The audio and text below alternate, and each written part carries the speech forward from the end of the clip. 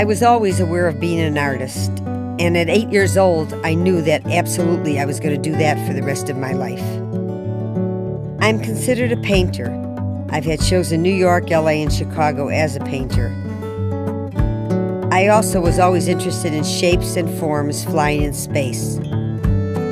I would go along Michigan Boulevard in Chicago and watch any sheet of newspaper that would fly along, or find a crushed can and do drawings from them.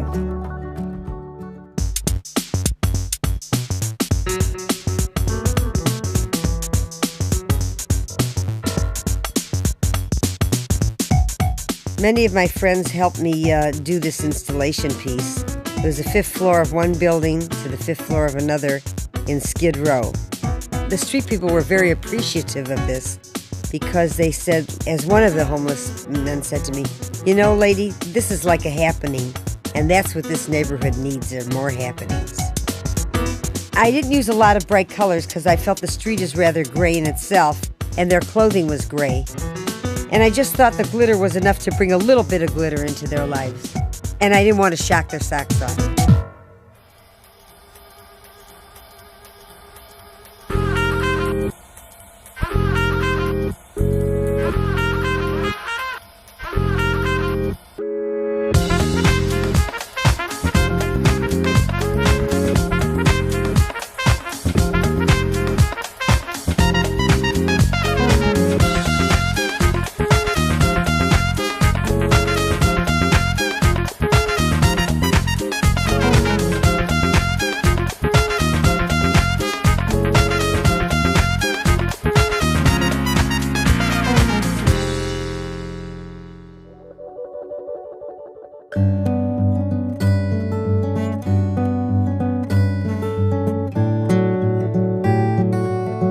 In 1995, I started doing a series of paintings that we're using in this exhibition, which they call Secret Gardens.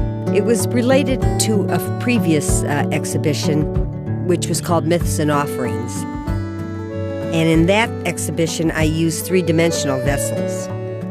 In this exhibition, I flattened the vessels and painted them on canvas. Some of them have a lot of movement in them, or some, like Silver Garden of 1995, has kind of a lined-up tabletop existence. Red Garden has more of a movement and more of a chaotic feeling where the vessels are almost dancing in space.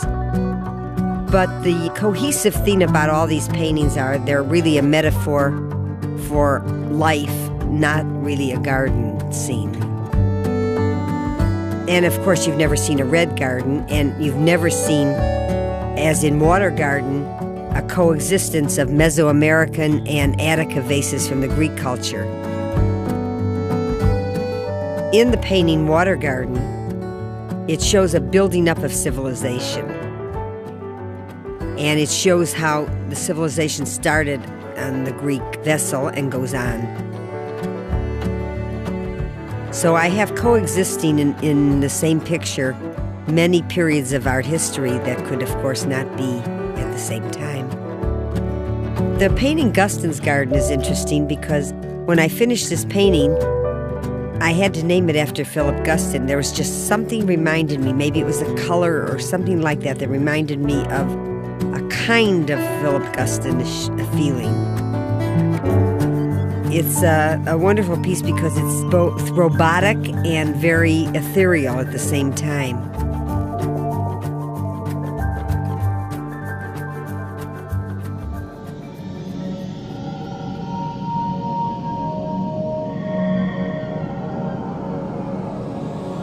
I like to portray a perception of urban tension, raw emotions, and harsh realities, tempered with gentle optimism and beauty, countering an American dream that has gone a bit astray.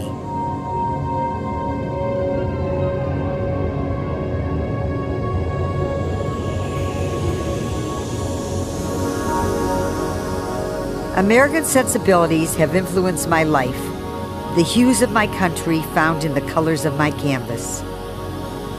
I like to bring an awareness of new directions and individual inventiveness through life experience. I incorporate visual, emotional, and psychological impressions and feed them into my paintings and photographs.